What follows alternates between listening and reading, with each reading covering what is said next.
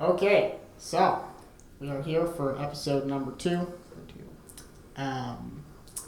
We talked last time that we were going to reveal the name of the podcast because we hadn't came up with a name for the podcast. So the official name is NewLifeCast. NewLifeCast. It kind of has a dual meaning because people throw cast at the end of podcast names to sound cool.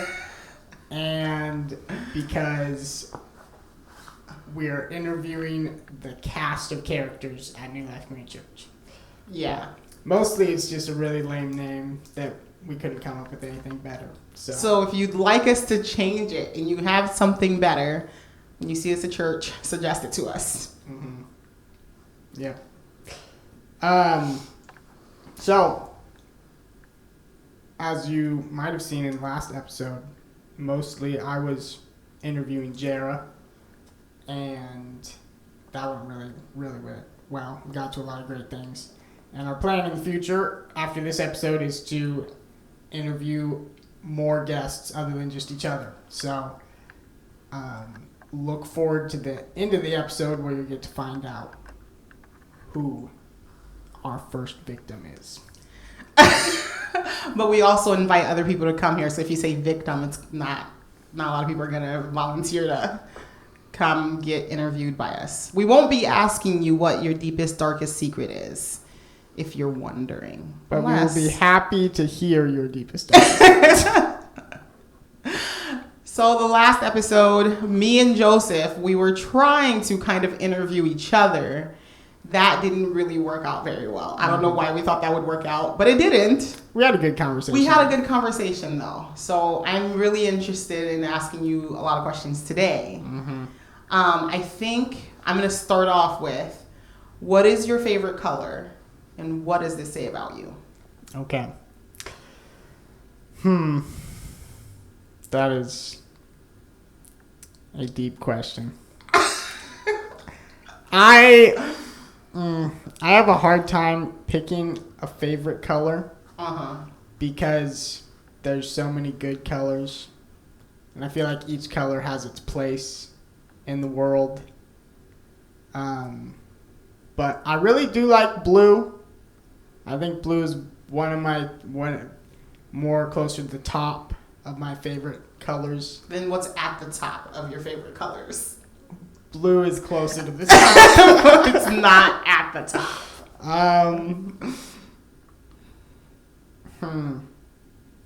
I like a mustard yellow a fair bit, but I think I enjoy seeing blue in nature. Like seeing the sky, and whenever I see a blue bird, whether it's a bluebird or a blue jay or whatever, I think I just get very excited. Though I feel the same way about cardinals. I like red as well. Yeah. So it's probably a tie between blue and red, and I do like purple as well. So I just like a lot of colors. So what it says about me as a person, I think is just that I appreciate lots of different experiences, and I appreciate not boxing myself into just one possibility. You don't want to be locked into one favorite color. I don't want to be locked into one favorite color. I want to have options. Yeah, enjoy all the colors. But I do notice that you don't have any of the colors you just said in your house. I guess you have that like burnt orange, reddish color in your hallway, but you don't have any of the colors you just said. So yeah, I'm sorry, there's a bug. I'm not the authority on the color choice. Okay. I'm the biblical authority of the house. Yes, not spiritual leader, but not the interior designer. Not the interior designer. Well, that's okay. Which is fine with me. I would get, like, it's the kind of thing that I can either care 0% about or 100%. Like, either I'm going to get really particular about it. Yeah. Wanting it to be the way that I want it. Or I just don't. even notice it. Well, I know Elena had tried to paint or like put wallpaper on your ceiling, and she was telling me you would not let her do that. Yeah. So you care some. There are definitely some red lines, but I think that has more to do with the actual task of doing it. Oh. Because I know she'd make me do it. Yes. And putting wallpaper up means you have to take it down. Eventually. And that's always a rough situation. I would know. Mm-hmm. Yeah, we have a over 100-year-old house, and it had several layers of wallpaper. Mm-hmm. And Josh told me, "Don't take it down," and I just started to do it, and I very soon and very quickly regretted it. But it was really wonderful that we have you. We hired you to come and fix our walls, and you did a really good job. When people come to our house, they compliment our dining room. Awesome. It's probably because all the other rooms are not that great. Good by contrast. Yes. But I think it was was it 2 years that you just had the wallpaper half torn off your Yes. dining room? We've lived in our house for 3 years, and I think that first year I was like, I'm going to get this wallpaper off. Yeah. I scraped off 1.5 and seen that there was like 2 more. So yes, I just gave up. Nora Gross actually came to our house and was like, Jerra, you need to paint your walls. And I was like, I know. Children seem to have very adverse reactions to your house. It's true. Corbin said he doesn't like my house because I don't have decorations. Yeah. I'm making changes in my life. I've taken their critique and I'm making a change. That's always good. To do with you coming and doing some work at our house, I think the last episode we had talked some about your job and how you got into it. And I think we kind of ended the episode with me saying, I feel like you kind of just live your life. You do the things you enjoy for the time that you enjoy them. And you just, and God works out your life for you. It doesn't seem from like where I'm sitting, like in relation to knowing you, having a relationship with you, that you're like really stressed about like, oh my goodness, what am I going to do with my life, or where am I going, or what's happening, or just worried about things. So yeah, that is helpful to have that outside perspective. I'd say like internally,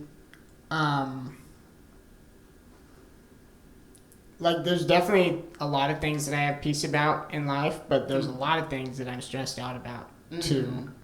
I think like one of the biggest things that I deal with like daily that, I mean, I've grown in stages in it, but just like social anxiety and like being afraid of people's reactions. And so like even with my job, like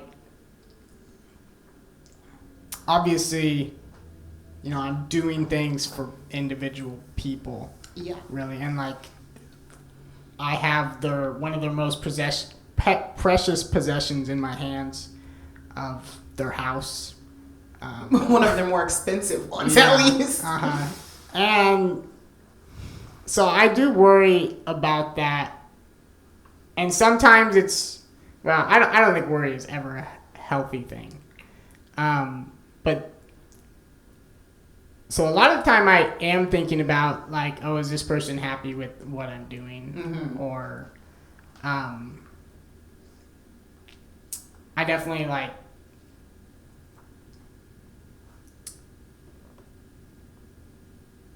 I feel like I'm bad at communicating like scheduled things and like detailed things with other people because I don't really like think about those things myself, and that's something that people usually want to know.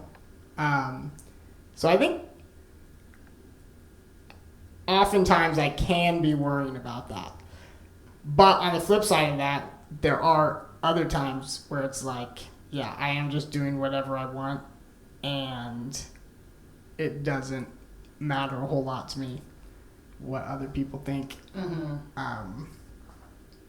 But I mean, God's going to work out our lives whether we are really worried about them or not.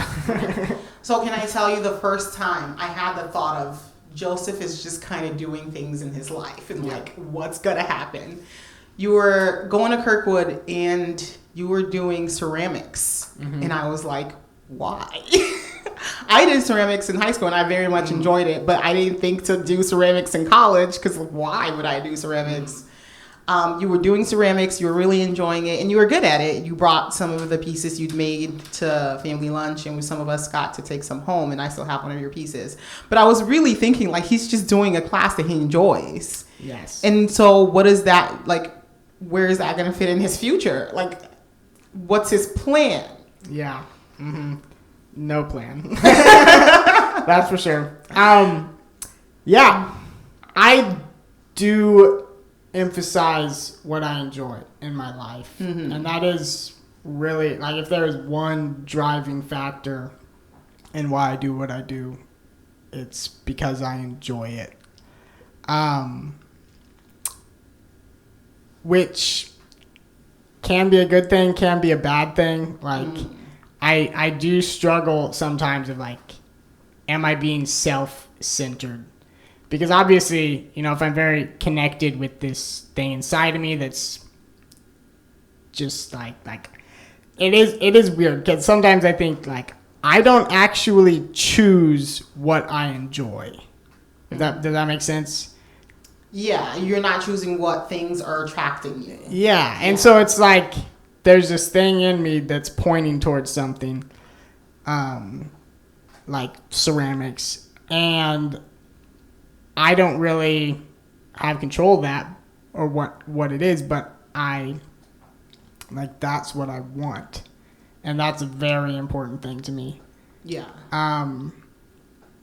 And when you find that thing that you're like, I really want this thing, or I want to do this thing, or I think I may enjoy it, is there any, like, thoughts second to that that's like, well, what if I'm not good at it? Or how does this pertain to my future? Mm-hmm. Will I be able to provide for a family with this? What are other people going to think about me?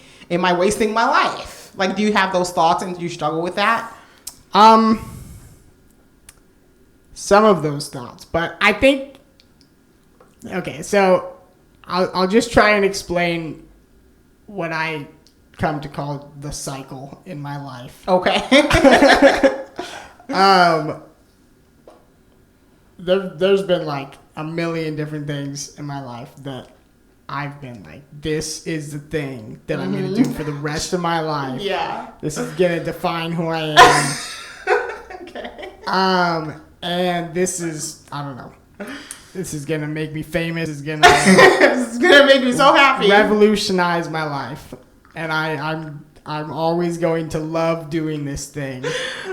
And then, like, usually about a week later, after making some random attempts to try and move towards that very ill-defined goal of this thing, I just won't care about it anymore. And it'll be like a new thing will come. Mm-hmm. Or maybe there will be a period where I just feel directionless and like there's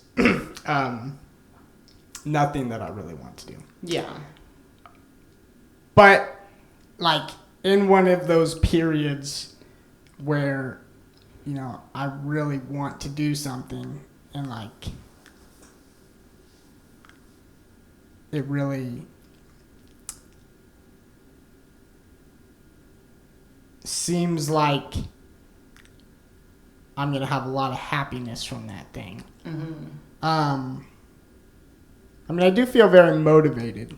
And that's something that I kind of struggle with sometimes is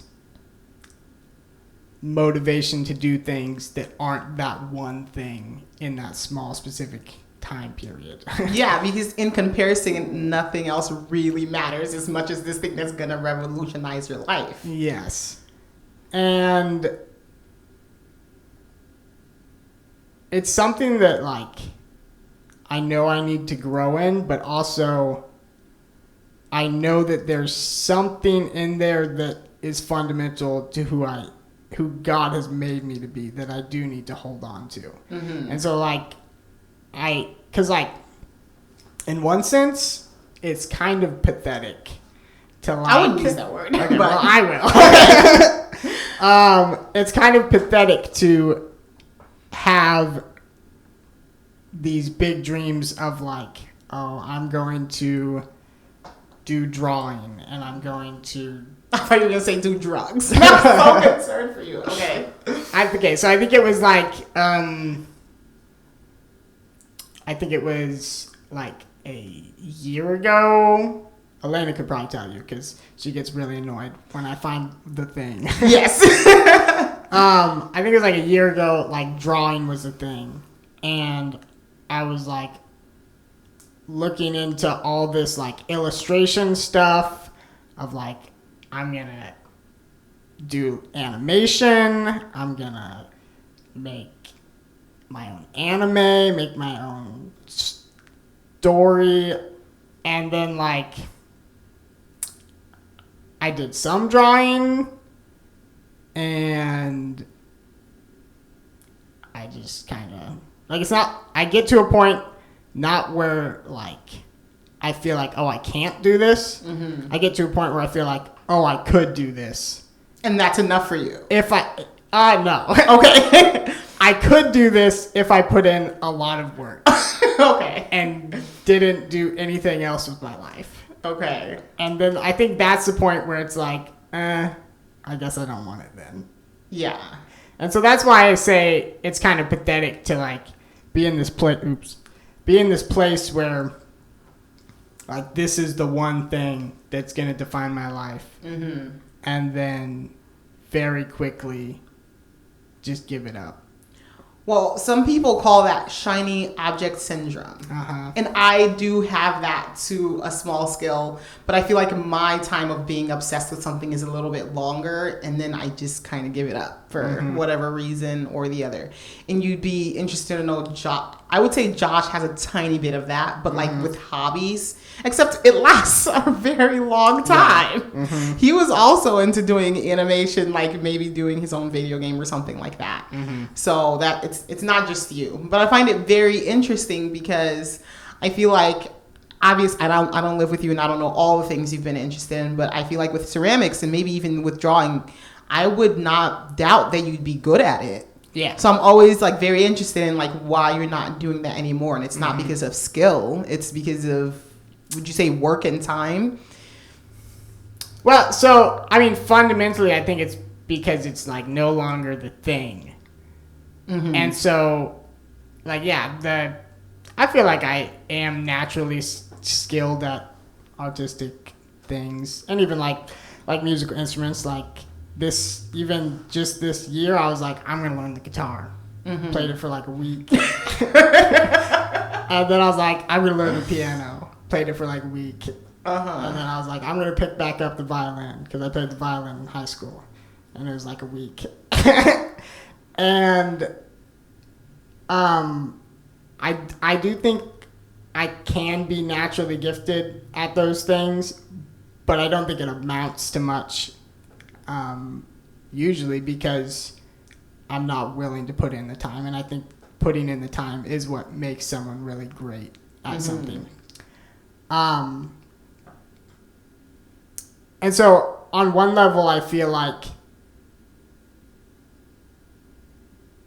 it's more the idea that I'm captured by of being really good at this thing, or creating something that's really beautiful for people. Yeah. And I don't know. I've almost thought of it like. Also, okay, this is just a tangent, but I feel like I should get this out of the way. If as people who have been in Barnabas groups with me, they would know that I can talk endlessly about how I feel about a thing. So if I'm just rambling too much, just ask me a different question. Okay. But I've thought about like these things that really capture me, and just envisioning like what I could do with this thing. Like for instance, last year one of the things was, I really want to get some land and I want to plant an orchard. Yeah, I remember that. And it's like, I still think that's kind of a cool idea, but it's not the thing anymore. And I don't know. I did a lot of research on it, and that one lasted a little bit longer than a week. It did. But that's because we're almost gonna buy a house and land for that one. Well, the problem with that was there were no action steps, so it was all just, it was still in the idea phase just throughout. Yeah. And so it could go on a little bit longer. But sometimes I think about these things that kind of motivate me. I mean, I mentioned earlier, like, we don't really control what we like. Right. And I just honestly think about it as like spirits passing through and staying in my body for a little bit, not like in an actual way, like but being possessed by the spirit of art. Yeah. Which is probably too dramatic of a way to think about it. Well, I feel like that kind of goes with your personality, though, to describe it that way, even. Yeah, I guess. So, do you feel like, because that's very interesting, and I guess my brain is going in two different ways, but you're saying that planting an orchard is no longer the thing. But you guys were ready to pay money for land so that you could do this. Mm-hmm. What if you had paid money for land so that you can do this, and then you just come to find out that's not the thing anymore? Like, did you have a plan after that? Like, and when you find the new thing, do you feel any like nervousness about, I probably shouldn't take this on because it won't last, or I probably shouldn't do this because I probably won't be interested in it later on? Yeah, I think I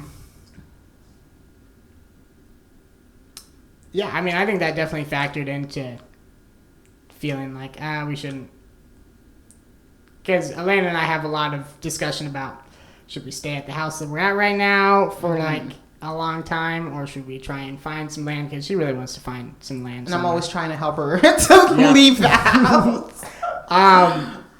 And so that definitely, I think as I've grown a little bit, I've been able to have a little bit more conscious decision in my life and less just being controlled by whatever the thing is.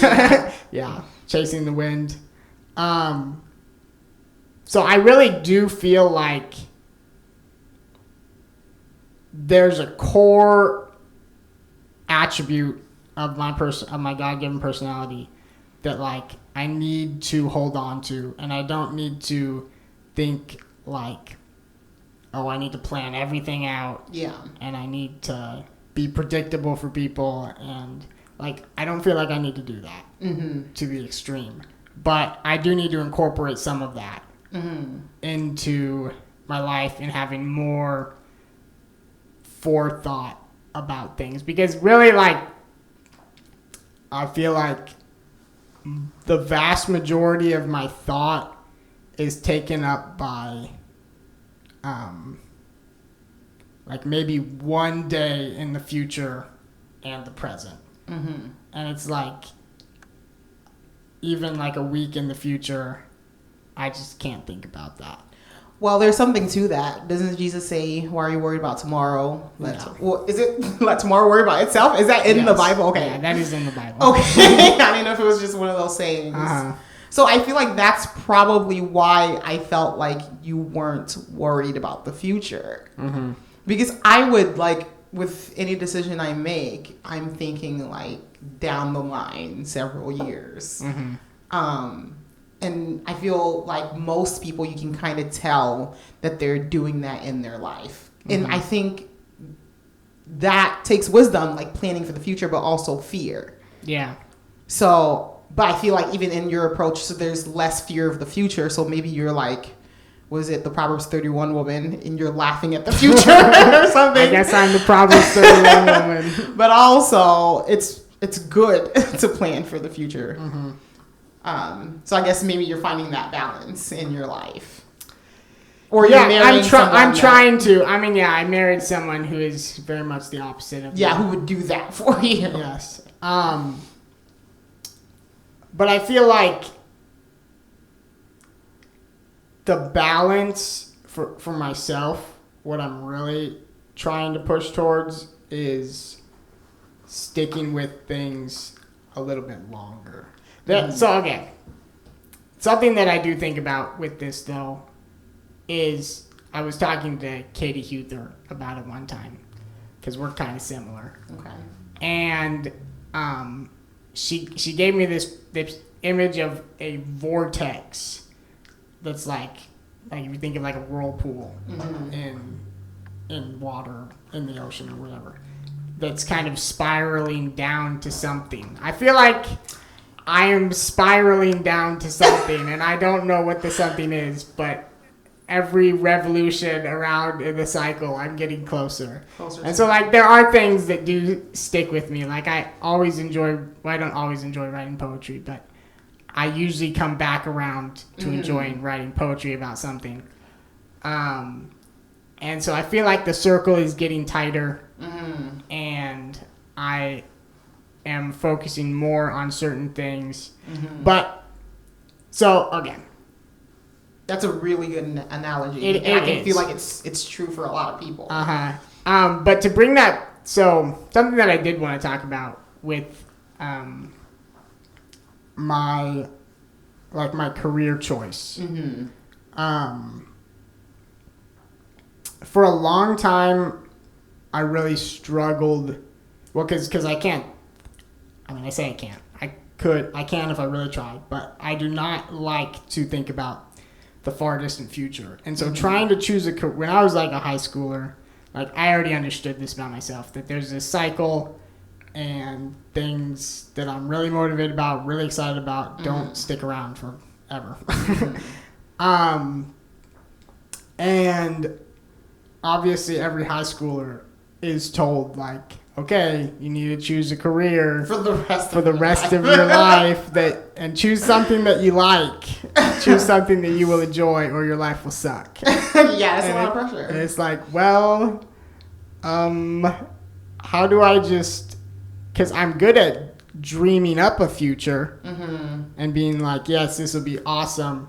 But then it's like, how do I know that after taking a couple steps towards that future, something else looks shiny? And it's getting a college degree is a big investment that is not flexible. Like as you go farther and farther in college, you get more and more specific in your degree. Like you might get like a liberal arts degree, and then you get a degree in history, a bachelor's in history, and then you get like a PhD in like 1520 or something like that. Something really specific. I'm sure it was a good year, 1520. But so as a high schooler, and then on to, I don't know, when I was like 20 or something, it was just like, this is actually a decision that I can't make. Not like I was afraid to, well, maybe I was afraid, but like, I just knew that whatever I chose wouldn't stick. And so eventually what I feel like the solution to that was doing something. Because I started working in construction, and like I didn't start working in construction thinking this will be the thing. This will be the thing that I love for the rest of my life. But I just did it, and I think building that experience in the thing was like, yeah, this is something that I do like. It's not really ever the thing that I'm like super crazy about, because I don't think the thing that I'm super crazy about will ever be something feasible for making money and Yeah. and so that was just something in my life that, like, looking back, I'm really thankful that I didn't go the route of trying to figure out something I'm going to enjoy for the rest of my life. It's just like, I'm going to start doing something, and once I have that experience, I actually have something to compare things to. Like, oh, I could work in automotive or something, but then I'd just be doing the same thing over and over again, whereas in construction, there's a lot of different things to do. That might be a generalization about automotive, but or I could go back to school and get a degree and become a teacher or something, like a professor, because I've thought about doing that, because I think I would enjoy it. But then it's like, well, but then I got to be there at a certain time, and if I don't show up, that's kind of bad, and there's going to be lots of deadlines. And anyway, so I just feel like having that starting place. So I feel really bad, I guess, for kids that are only in the education system and basically have to just figure out in this world of ideas what's going to be a good path forward, when, like, your ideas about something, if you have no actual experience with the thing, are guaranteed to be wrong. Like, if you think, I want to be a doctor, well, you're not going to know that till you actually try to be a doctor. At least that's how it is for me. Maybe other people are smarter. Well, I remember when I was told to figure out something for college, and my dad had given me some ideas, and I was just scared to reject them. There was a lot of fear in, like, what I was doing, and so I thought, well, at first I was going to go become an actress in New York. But then I thought that through, and there were a lot of things I was just not willing to do to become an actress. And so I gave up on that really quick. But it was after my dad had driven me to several auditions for different schools. And then I just ended up going to Kirkwood and trying to figure out what I'm going to do. Like, I got to find it. I got to like it. Then I settled on social work. And I was slowly discovering, I don't want to do this. You can't talk about Jesus. A lot of social workers get burnt out, and I don't like having to do things because my livelihood depends on it. Yeah. And so I met Josh, and he saved me from that. But I definitely did not like that pressure, and I wasted a lot of taxpayers' dollars. Yeah. By just showing up and being confused and not really liking any of it.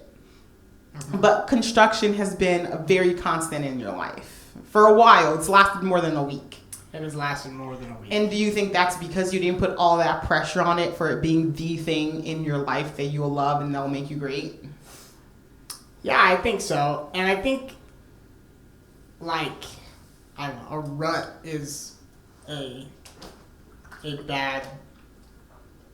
negative word. But I feel like I'm in this rut of, like, this is the thing I've been doing, and so I'm going to keep doing it. And for myself, that's actually a good thing. So rut's not a good word. I don't know. I'm on the track. For myself, that's a good thing. And it's like, I can think about branching out, but really, my career doesn't have to be the thing. And so how did you come to accept that? Because I told myself I would not talk about the Enneagram, but I feel like, isn't it the desire of Enneagram type 4 to have something that's unique and special and you're excited about it and you really want to do it? So how did you come to accept that this is what I'm doing and it's not the thing, but I'm going to keep doing it and trying to get better at it? Yeah, you never understand why you don't want to mention the Enneagram. To me, the Enneagram was actually an important part of helping me recognize some of the negative sides of the way that I am. So, I mean, people have different opinions on it. But for me, the most helpful part of the Enneagram was showing me some of my faults and showing me that like 1/9 of humanity is the same as me. Which I think for a 4 who wants to be unique is a great tragedy. Oh, and there are other people.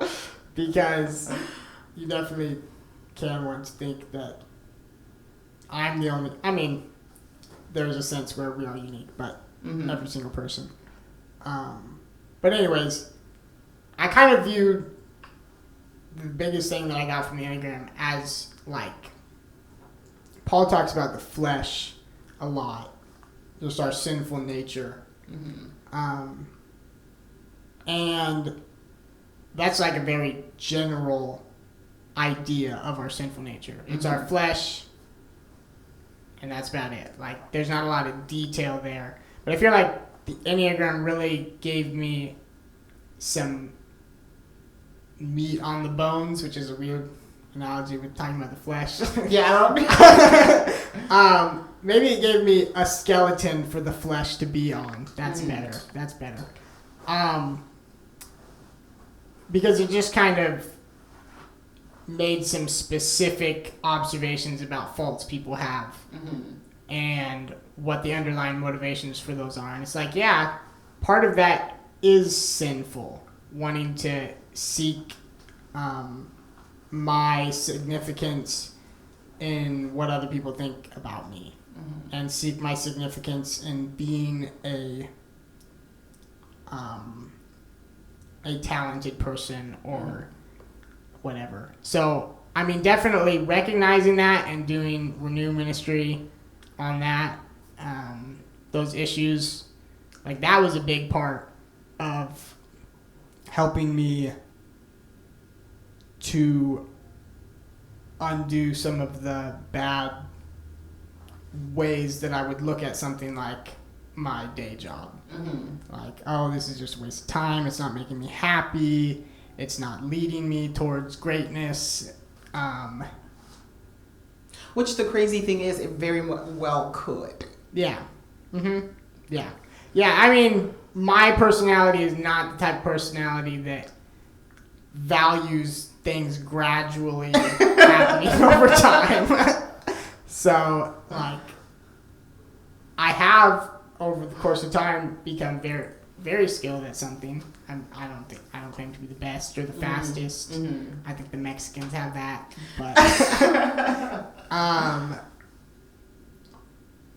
but anyways, so specifically, like with my day job, I don't think I have fully like figured that out of like dealing with all this time goes towards not the thing that is going to fulfill me. Though, I mean, I think getting married and having a kid is probably the biggest thing that's kind of like kicked me over the edge of like, okay, this thing you're doing is actually incredibly important to your life because it's supporting your wife and freeing her up to take care of your child, and like those are the two people in the world that I love the most. So I think that's probably what finally the final nail in the coffin for like the negative death of your thing. No, I mean I still have things, but yeah. As far as my job specifically, my job isn't the thing. For me, that's kind of the final nail in the coffin of like my job has significance no matter what I'm doing, as long as it's taking care of my family. Because that is the thing. Well, I don't know if that's the thing, but that is very important to me. Yes. Yeah. So, but I don't see myself as an exceptionally mature person. I think I continue to recognize ways where I am very much immature and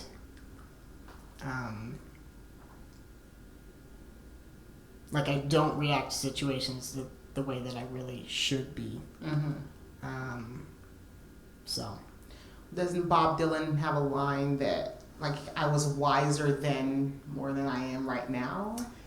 Yeah, okay. You know, It's from, what's the name of it? I haven't heard that song in a while. I'm trying to... Your brother's going to be very disappointed. I bet he listens to this and goes, Joseph. I'm younger. I was younger then. Essentially, he was saying that when he was younger, he thought he knew a lot. Yeah. But now he realizes that he doesn't. I was so much younger then. I'm wiser than that now. I was so much younger than I'm wiser than that now. Thank you, Nathan. Yes. Yeah. Does that apply to here? I mean, that applies to everyone, but... Well, I'm saying like this situation, like what we're talking about. Yes. And yes, it applies to everyone. Yeah, I was so much wiser then. I'm younger than that now. Yeah, so in my opinion, what Bob Dylan is getting at there, because he's saying it backwards to what you think. Usually you'd say, like, I was younger then, I'm wiser than that now. He's saying, I was wiser then, I'm younger than that now. Because he's saying he thought he had it all figured out. Yeah. And now he's realizing, I don't have it figured out. Yes. And that makes him younger. Yes. More naive. Yes. At least he's realizing that. Yeah, he's realizing he's more naive. More open. Bob Dylan is the greatest. Well, and that's poet a of really... all time, I try not to admit too much to Josh to actually like some of his lyrics because he'll really push it. But I really relate to that as well. I feel like in my earlier years, I thought I had my personality figured out. I thought I figured out like how I interact with people, my place in several relationships. And then that started to kind of disintegrate. And I realized how much of an idiot I was and still am today. And I think that's the first step to maturity, is realizing you're an idiot and realizing that you need to grow in certain areas and accepting where you are now, giving yourself grace so that you can grow and not just be afraid and ashamed and hiding. Yeah. Yeah. And that is a big thing, because the not ashamed and hiding part. Because for myself, like, that is one of my core fears. Is like, I'm going to be exposed as just kind of lame. Just like pathetic. a fraud. I always think, like, what if I'm a fraud? I think a lot of people think, like, what if I'm a fraud? I think for me, it's not so much like I'm faking it. It's more like, if people took a close look at me, they'd see how I never really accomplished anything, which I do. I'm not unique. Yeah. I think I've gotten over the unique thing. For me, it's more like accomplished and creating beautiful things. Like, I think that's the most important thing to me, is creating beautiful things that, like, from a fleshly point of view, beautiful things that reflect well on me, that then it's like, oh, you did that? You must be a beautiful person. Yeah. But obviously, I mean, there's room to grow there. I want to glorify God, and I want what I do to be beautiful to Him, even if it's repulsive to other people. Well, and that's what he says. Most of it will be repulsive to people who can't see it. Can't see the beauty. You have Arthur, and he is one of the cutest. So you did something that's super beautiful, and it reflects well on you. It's half your genes. Yes, he is the cutest baby in the world. Well, there's Gwen. Super cute. I don't think they can really be compared. They're like apples and oranges, you know? How? Well, Gwen is like a darker skinned female, and Arthur's like a lighter skinned male, you know? That can't be. Yes. It's like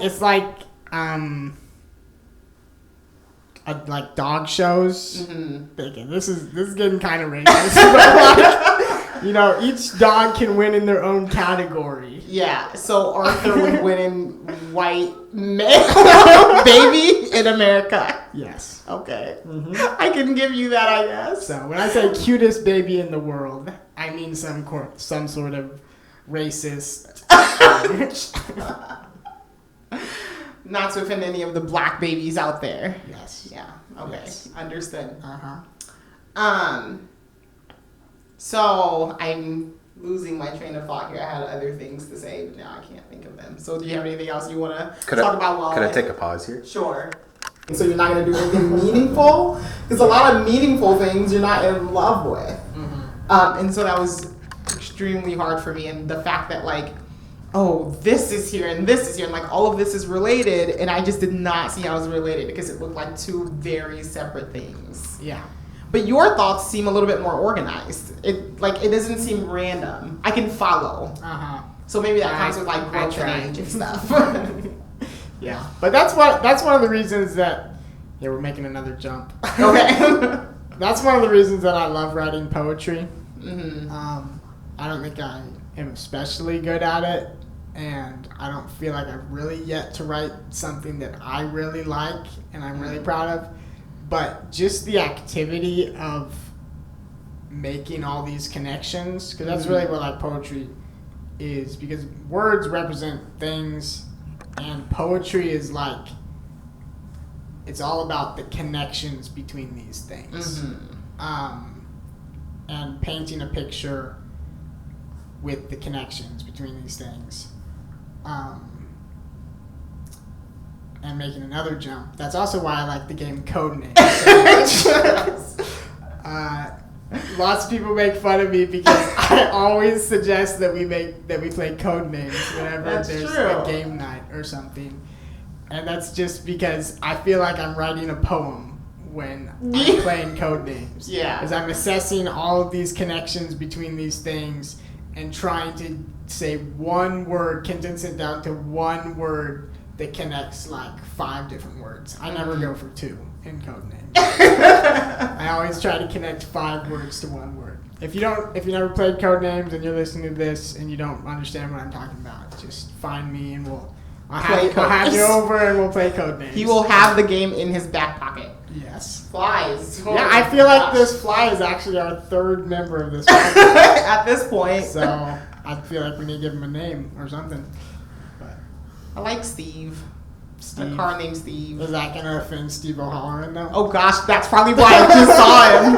You just saw him today? I just saw Steve just now Oh, when you left. Yeah, so that's never mind. It's not. Name will be Steve. Bob. Bob. Ray. Wait, there's no Bob. Yeah, Bob's pretty safe. Bob. So what I was gonna say before I had forgotten, I was gonna say that I feel like your finding shiny objects give you a zest and an excitement for life. Yeah. And that's probably why you feel like you're in a rut when you don't have this, because it excites you. There's something to accomplish, something to learn about, something that, to pour yourself into. Yeah. And a lot of adults don't actually really even have that. Because you kind of find a thing that you're doing and then you do that thing. Yeah. But you're always finding new things that make you very excited that you can talk about hours on end. That is true. Which probably makes you a bearable person to be around. Yes. I do. Because a lot of the stuff that I'm really excited about is still in the planning and idea phase. It's like I do have a lot to talk to people about. Like, I had lots of conversations with people about this podcast. Me too, actually. before we did it, because for me it's a way of like testing the market with an idea, not just like a podcast idea, but like I'm gonna build a sauna. I just say that, and it's like, what do you? I'll just see how the person reacts, and that's a little bit of feedback to me because I've got such narrow vision, focused on like this dream of what this thing is gonna be, and so I found that's actually very helpful, even though I think it makes me look kind of like an idiot to other people. Well, I'm excited about the sauna, so I didn't think you're an idiot. Yeah. But just like if I come to someone every single week and like, this is my big new plan for my life, I feel like people probably catch on that these things aren't actually going to happen. But it does provide some interesting conversation. So, it does. And I'm always excited about talking about those kinds of things. I feel like I would be remiss if I didn't ask, is this podcast your current big thing that's going to last a week. Yeah, okay. So I feel like this podcast idea was the thing for like a week. Like 3 months ago or something. But the fact that I was like, hey, I took some concrete steps to get other people involved. I was like, hey, Jerra, do you want to do this thing with me? And I started talking to the pastors and some other people who are interested in this recording space of like, hey, this should look cooler than just a room, which we've kind of shout out to my wife, Elena, for getting these chairs off of Facebook Marketplace. They're very nice. And this table. Very nice. Much nicer than what I thought we were going to have. And shout out to Monet for a beautiful painting. Which probably isn't in the shot, Nathan said. But it helps us feel like this is an actual place. Fancy place. Okay, where were we? I jumped. You were talking about times. if you were gonna ditch this. Yeah, no. So I feel like this thing has survived. This podcast has survived the 1 week. So I think we're good.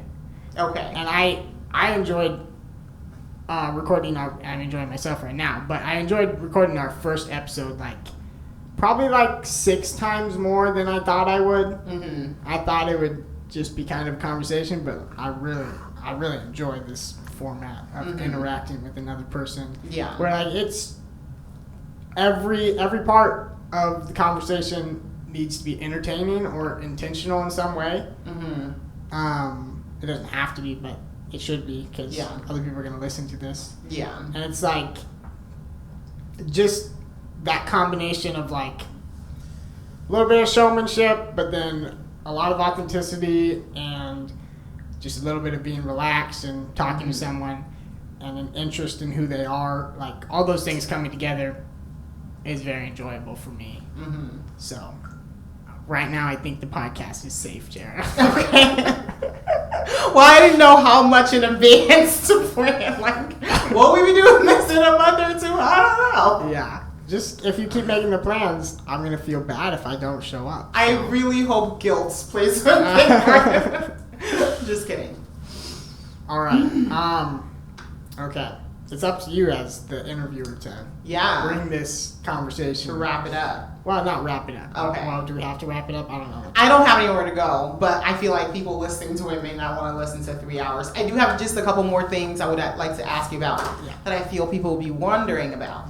So, knowing you, how your personality is, and actually 3 things. And your mom, so the first main lady in your life, and how her personality is. How did that work? Because she's very consistent and constant and likes sure plans and routine and structure. And you don't seem to be very much that way. Yeah. Well, I think my mom is one of the people in my life that I have the most love and respect for. Just because of how much she does and how organized she is in doing it. And for the first until I married Elena. For the first 20 something years of my life, she basically ran my life for me, which was great. So I'm very appreciative of that. Taking care of all the paperwork and tax stuff and whatnot. And anyways, so I do appreciate that about her. But we did butt heads a lot. Definitely a lot more than Josh did with her. Because Josh, especially once it got to that point in high school where it's okay, you need to start figuring out the rest of your life. And you need to have a plan of how you're going to provide for a family. And that was the big thing for my mom. She was well, but how are you going to provide for a family? And that was kind of her refrain. And now I understand that is a very important thing to drill into someone's head. If they actually do want to have a family. I think a lot of people who are like me don't want to have a family. I think that's a detriment for them in some ways.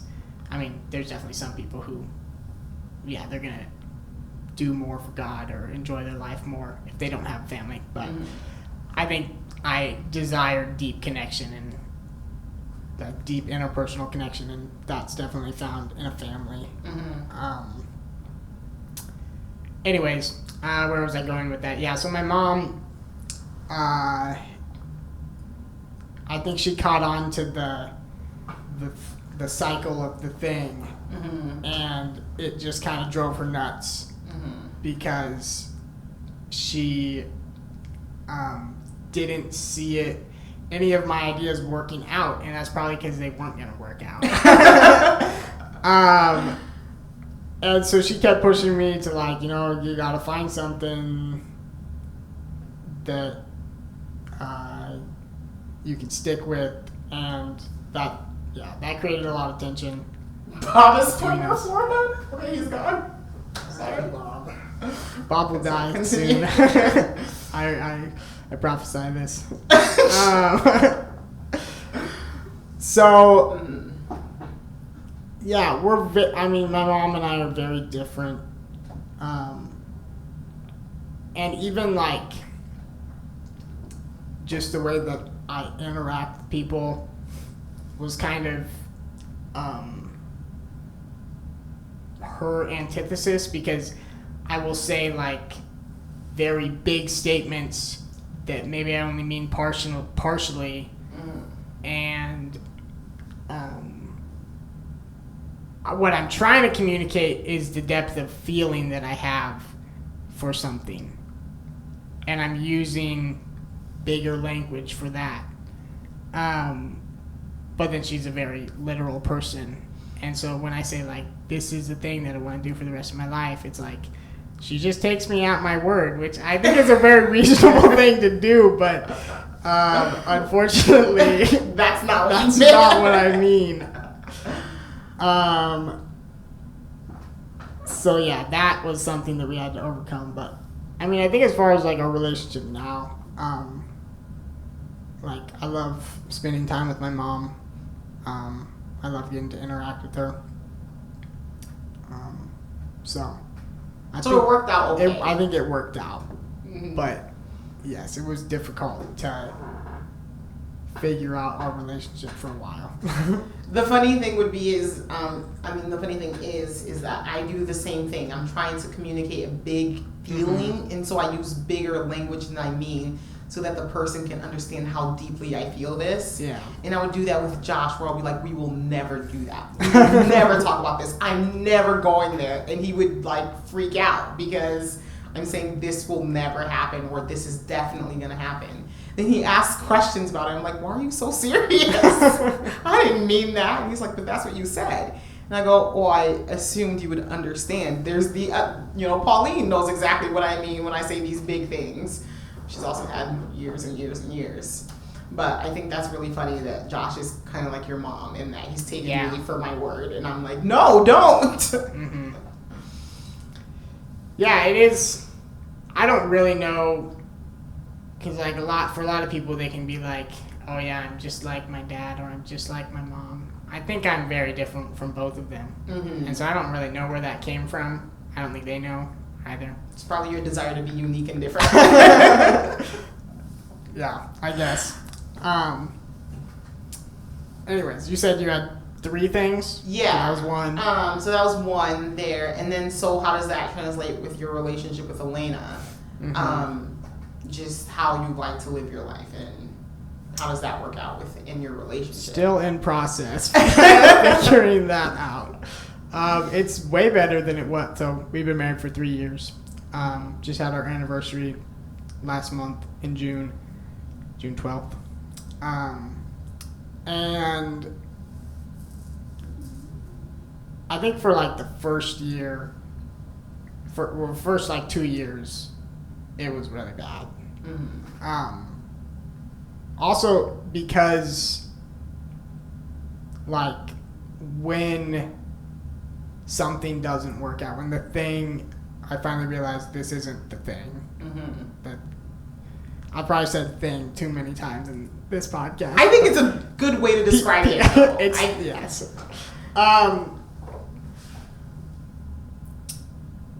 and when I'm in that, downward motion of I don't have anything driving me, it can bring like my motivation for everything down and make it so that I'm not fulfilling my responsibilities, like taking care of my wife or serving God or whatever. And some people would call that depression. I don't know. And so that, like having some emotional issues to work through there that I wasn't really working through, made it a lot worse. Where like she couldn't really know, like, is this person that I married actually like going to change in the ways that he needs to change to fulfill his responsibilities. And so I think like for the first couple of years that was kind of rocky, but like I have definitely changed, and through lots of, not tons of Renew Ministry, but some Renew Ministry has definitely like changed that a lot, where I feel more able to fulfill my responsibilities, because it's not like I didn't want to. It's more like getting to this place of everything is meaningless, nothing attracts me and nothing motivates me, so I'm not going to do anything. I'm just going to waste my life playing video games or well, I bet there was nothing. some level, like on the Lena part, of accepting you and like seeing that you do this and being okay with it, and like giving you the space to be really excited about something and then move on from that thing. Yeah. And I bet that makes it easier, because if she from the beginning didn't know that, and when you got really excited about it, she got very excited about it, and then you moved on and she didn't, then hope deferred makes the heart grow sick. Hope deferred makes the heart sick, but a longing fulfilled is a tree of life. Yes. One of my favorite verses. Yeah, so if she's thinking like, we're gonna go do this, and then you move on, I can understand like if she didn't expect that, then it might be harder. Whereas if she knows that that's a part of who you are and comes to accept and even enjoy it and like have fun with that week or however long period where you're really intrigued by something, that would help. Yeah, no, that has been a big thing as well, because like I said, there is I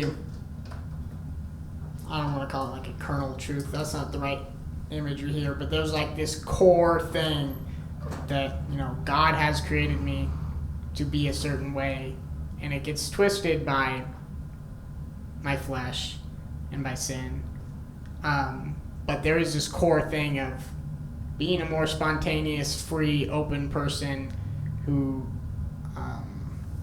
just wants to live in the moment and wants to have deep connection with the things around them and the people around them. Like, that's a really good thing. And so I think she has recognized it, like, oh, there is a good here. It's not all like bad, I guess. I was trying to say that in a better way, but it's not all bad, and it's not all going to lead to feeling like I can't trust this person because they're all over the place. Can't rely on them.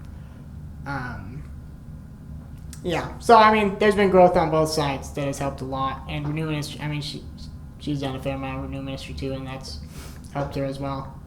So I guess lots of plugs for Renew in this episode. I guess it has been very useful to me. I feel like encountering Renew Ministry at a younger age gave me a framework.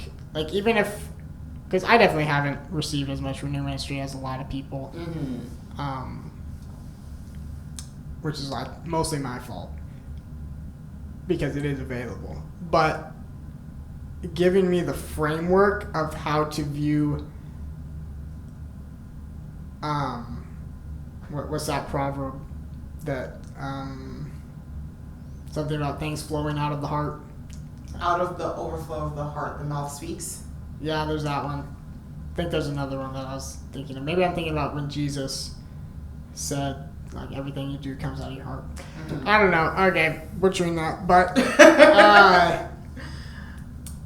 recognizing that there's these hurting parts, these beliefs that I have about myself, they create this, I don't know, in my mind it's just kind of this negative energy that filters up.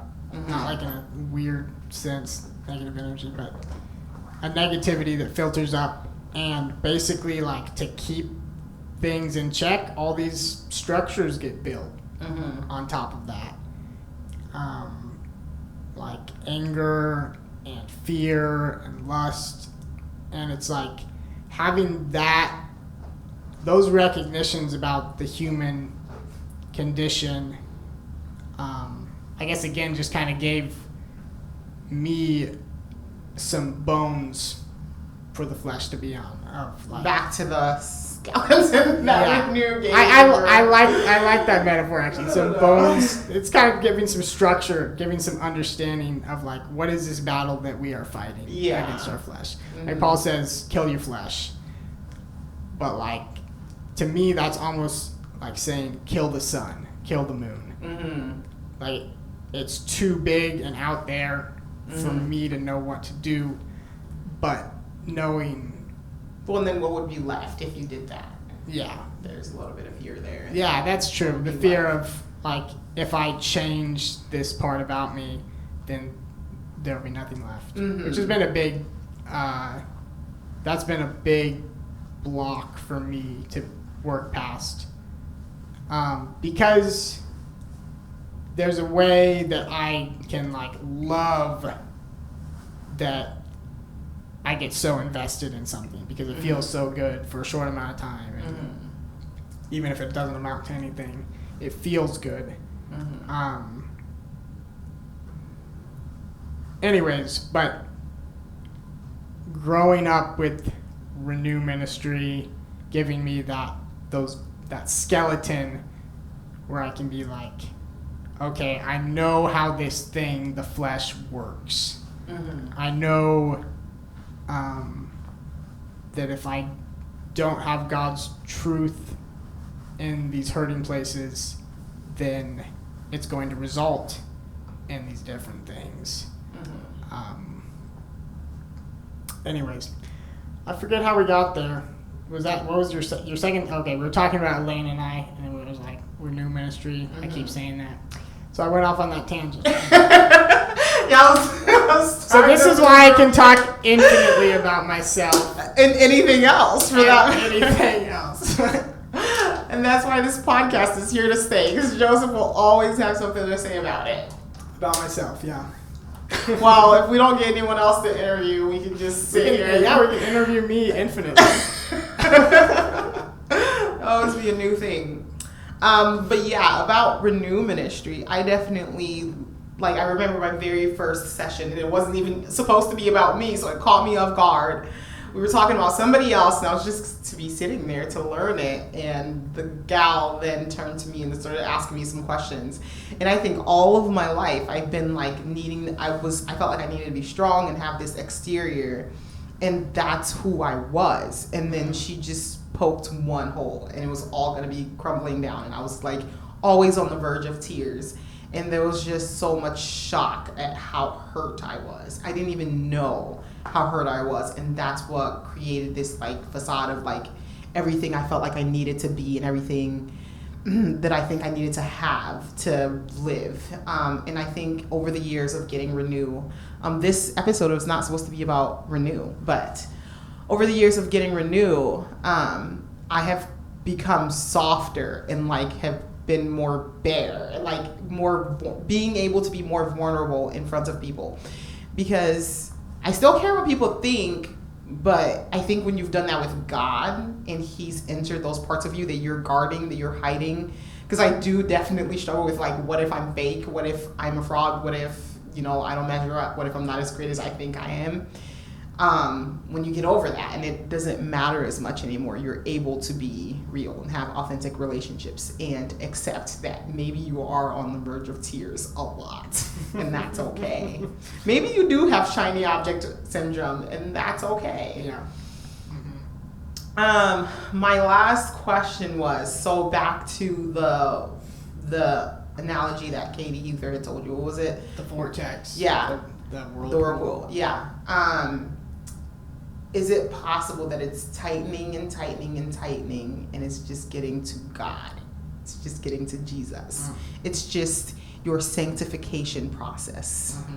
And there is not, at the bottom of that, there's not a skill or a thing that you're going to do specifically that's going to be like this is it. This is what I've been waiting for. This is what doing ceramics and doing and like planting an orchard and to doing all these things was leading to. It's just that you look more like Jesus now. And it's just that you realize Jesus is the thing that gives me purpose, that gives me drive, that I'm really excited about, that gives, me meaning to my life. Like, is it possible that this is just your sanctification process and that's all that you're tightening to? That's a really interesting question. I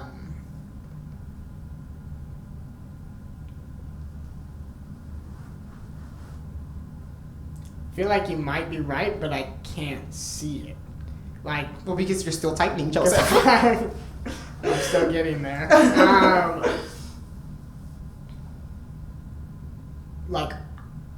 Obviously, I feel like at some point I have to be content with what I am doing with my life, even if it isn't going to amount to anything in my own eyes or other people's eyes. As long as I'm glorifying God.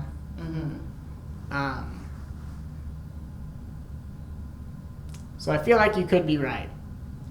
Well, with everything you're saying, your pull to these things and what you're looking for in them and what you want to find, and then when you really deconstruct it and you see what all it's going to take to get there, once you realize it and maybe it's not feasible, maybe it doesn't work out for your life, you stop because you find that what you're really looking for is in there, and now you're going to go find a new thing. I think you just need that process every single time. You need to find the thing. You need to feel excited. You need to do all the things that you normally do to then deconstruct it and find nothing there. And every time I think you grow a little bit more, you become more like Jesus a little bit more, and you feel like you are getting to the center of something, but I think that center for you is just contentment with Jesus. I think that's yeah, that's interesting that you're describing it as a destructive process of I'm picking these things apart, and realizing what I was looking for isn't there. Those are some big thoughts, Jerra. Wow. Thank you for those thoughts. Yeah, you can think about it. I'll have to think more about that. Yeah.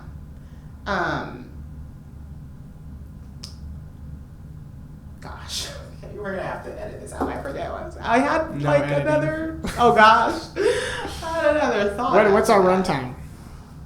Forever today. I think we're 1:15-ish. Oh really? Okay. Gosh. Well, we still need to get a clock to tell us what the runtime is. I was gonna have a watch, but this is probably a good spot to wrap up. I know, but I had one more thing. Okay, well, I'm fine with going longer. If I don't remember the thing, we can cut it off at that. You have one more thing you just can't remember. I cannot remember it, but I was like, ooh, well, I can just start talking about things. Oh well. I don't know about that. Gosh. Well. Okay. So something that I did want to talk about. Okay. As a way of people getting to know me better.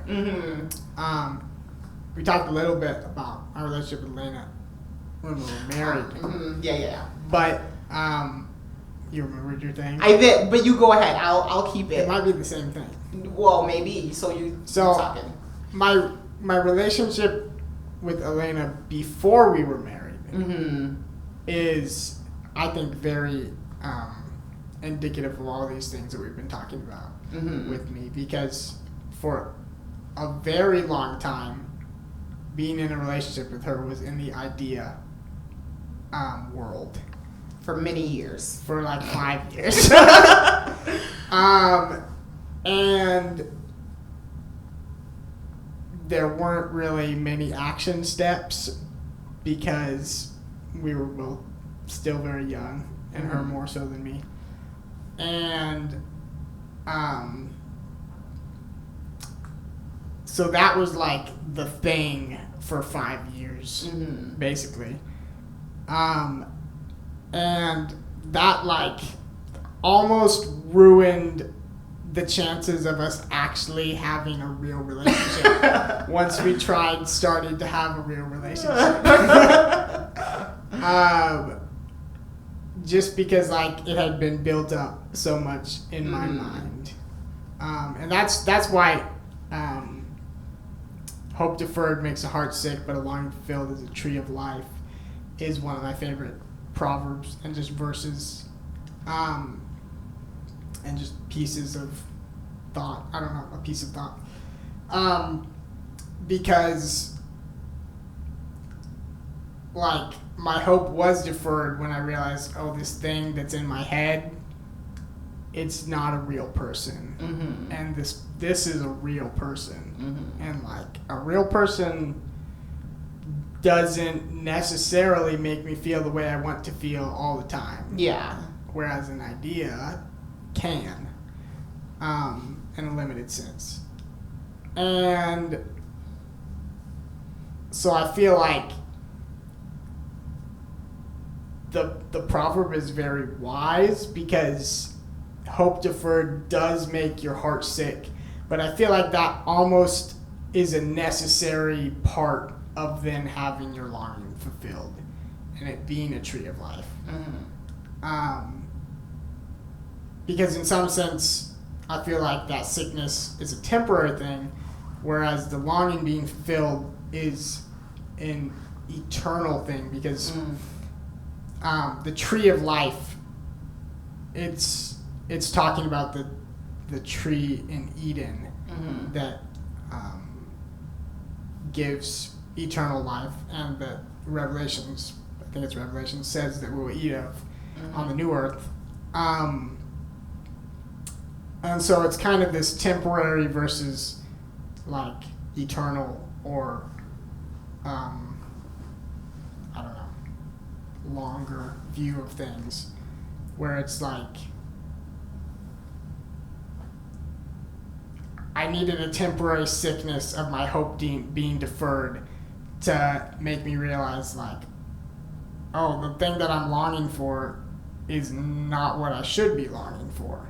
And then when I finally get what I really thought I wanted, when I finally get that, it's completely different from what I thought it was, and it's so much better. And so that was like, that's another thing that kind of made me realize a lot of my faults and how I was just not thinking about life correctly. Well, I think even sometimes the thing you thought you wanted, it's not always the thing that you thought you wanted. Like then you realize it's not what you wanted. And maybe you had built up a lot of hope in that thing and ideas and dreaming. And sometimes it's something completely different. Yeah. And you've got to get used to that thing. But I think it's really funny that you make the connection with that quote, that the ultimate thing, the ultimate longing is Jesus and it's eternal life. But like your connection with your shiny object syndrome, you have not made that connection to it. Yeah, well, I think that's a good point, because oh my goodness, I had something to say, but it just went away. We're probably going too long. Our brains are... Yeah, it's just... Anyways, you're right. So what was the thing you were making? Yeah, so it was a few years ago. It was, I don't know if you're comfortable talking about this, but you had given everything in your bank account to the church, to like Indian Nepal campaign. And it was $10,000. And that was one of the other times where I thought Joseph just does things and God works it out. Because not a lot of us would just take everything we own and give it away, and have nothing in our bank account. Because I assumed I think that's what your dad had said. And that was pretty amazing to me. That felt like either he's like dumb and like doing a lot of still to be determined. He's doing, and I remember I talked to Elaine about that. She was like, yeah, he did that, and it wasn't all pleasant feelings there. But we were not married at the time. This was like 7 well, you years. guys were dating though, or talking. No, or something? that was before I know you guys started weren't dating, so you just still had the idea of her still. Yeah, this was still in the idea phase. Okay. Anyways, but I remember thinking like he's either really dumb and he's just doing random things, or he's like got an amazing amount of faith in God, or he wants to have that kind of faith. Like he recognizes that he doesn't have that faith and he wants that kind of faith, so he's just kind of doing it. Yeah. And I couldn't figure it out, but either way, I thought like God's gonna bless that. Like even if he's dumb, like God's gonna bless it. Yeah. Well, I think there were a lot of reasons why I did that, and there's a lot more reasons why I did it than I even realized at the time, I think, as I thought about it more. But for one thing, I was at a point in my life where, again, this goes back to not being able to think ahead more than a day. But I was at a point in my life where I literally did not need money. I think I was still living with my parents. Like I was on the verge of not living with my parents anymore. And so I literally did not need money for anything. Because the things that make me happy in life aren't things that you can buy with money. And so I just don't value money very much, except for now being married. I don't think I'd be able to do that because I have found a value for money, which is that it provides for my family. And my wife is less stressed out when we have more of it. But also, I just take Jesus at his word when he says, do not store up treasures in heaven, or do not store up treasures on earth, but store up treasures in heaven. That was just more important to me than having the money. Another element is like that money was going overseas to people who like needed it way more than I did. And so I was like, do I really even have a right to keep this money if it can help people and help the gospel, when like I didn't need the money at all? And another aspect of it, which I'm not proud of, is that I think a part of me was kind of in the like health and wealth gospel idea, but not like with health or wealth. Like sow a seed and become a millionaire? No, not like that exactly. More like specifically in that when having a relationship with Elena was still an idea and a very important one to me. I think there was a part of me that was like, if I do this, God will bless me with this thing that I really, really want. Oh, so it wasn't like if I give away all my money, she will love that I'm broke. No, I didn't really talk to people about it at that time. Like, well, that's some people knew. Yeah. Because some people count money here at church. But that's a sweet thought though, like misguided. I don't think it's sweet. I think it was me like trying to make God owe me one. Oh. I'm not saying that was the entire. In fact, I think that was more a minor part. Mm-hmm. Really, I think the Spirit of God was the largest motivation. Yes. For that. That I think when I think about when I think about that, and other times that I've been generous, really, like, there's other times where I really I can feel doubt about, like, is the Holy Spirit in me? Am I saved? Because I just overanalyze it. But in those moments, like, no matter how much I doubt, it's like, well, but I did that thing that's really, like, inhuman, like, impossible. And so, yeah, the Spirit of God is in me, and He is working through me. So I feel like that is the largest lesson that I learned from that. Well, I think it's adorable because it was misguided, but you were desperate enough. I was incredibly You were so desperate, you wanted to pay God $10,000 so you could have a chance to talk to Elena. Yeah. So that's the sweet part. I don't know if it's sweet, but... Okay. Well, yeah, that was amazing when because I don't know, I figured out that it was you. Or maybe I pressured Josh into telling me, I don't know. Yeah. I mean, there's multiple people that know, yeah. But Okay. again, like, it was at a point in my life where I really didn't need the money. Yeah. So, I mean, it's like, look, there have been times where I've looked back at that, especially since I now have a family. It's like, dang, we could use 10,000 more. But it's like, I don't regret it. Yeah. So. Well, and you've probably spent and gained more than that since then. Yeah. I don't think it's really, like, made me richer. Yeah. Well, I mean, it has. You've made more money than you used to. Yeah, That's but not I true. think that's just a natural Maybe. course of me working more. But. Of course. But that's how God has made you richer. Yeah. Well, I hope He's made me richer in heaven. He has. Joseph, I know it. He has. If you sowed a seed, $1 a day, people.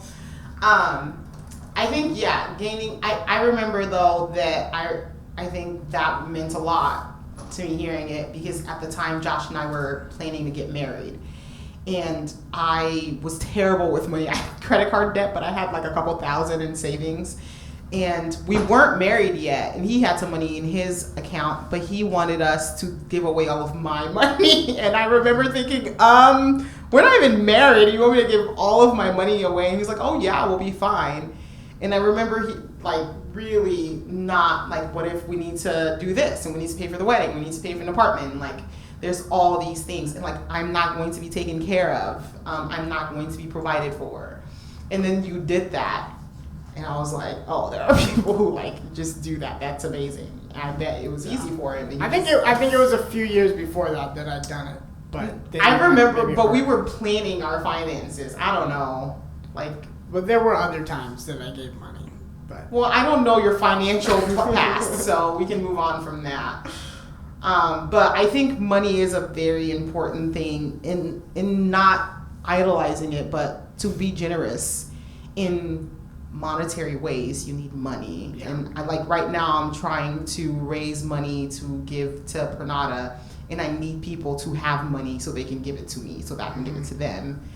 And it's been very encouraging when people just give their hard-earned money to me so that I can do this. And because I don't have the amount of money I want to send, so I can't just take that out of my account. I'm having to give my time, which is also really rewarding. But I think when people like say, oh, money's worthless, that's not true, because people across, like, these children need it. And, you know, the India Nepal campaign, like, they needed it to spread the gospel. So it was really important. yeah, and I think, like, you know, you cannot serve two masters. You hate the one, love the other. You cannot serve both God and money. That is a very important verse to me, but I think I back in that stage before I had a family, and like I was more focused on like, well, I don't need this money, so I'm gonna let other people have it. I think in my mind I had a skewed view of that verse, because I'd look at people and it's like, well, do these people really need like all this stuff that they have? No. And it's like, in some sense, no, but then also like, I don't think everyone has to give everything. There's a way in which we do need to be wise with our money Mm-hmm. to prepare for the future, and I'm just terrible at that.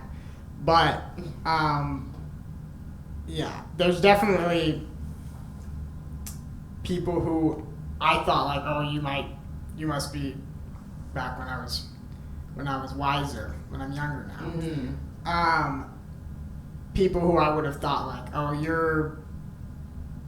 you're serving money and not God and possessions and the American dream and whatever. And it's like, no, I was wrong. Like, just because these people aren't doing the stupid, crazy thing that I do doesn't mean that They don't they're, love because God. like I mean, time has shown to me that those people are incredibly generous Mm-hmm. and also much wiser than I am with their money and able to generate a lot more money.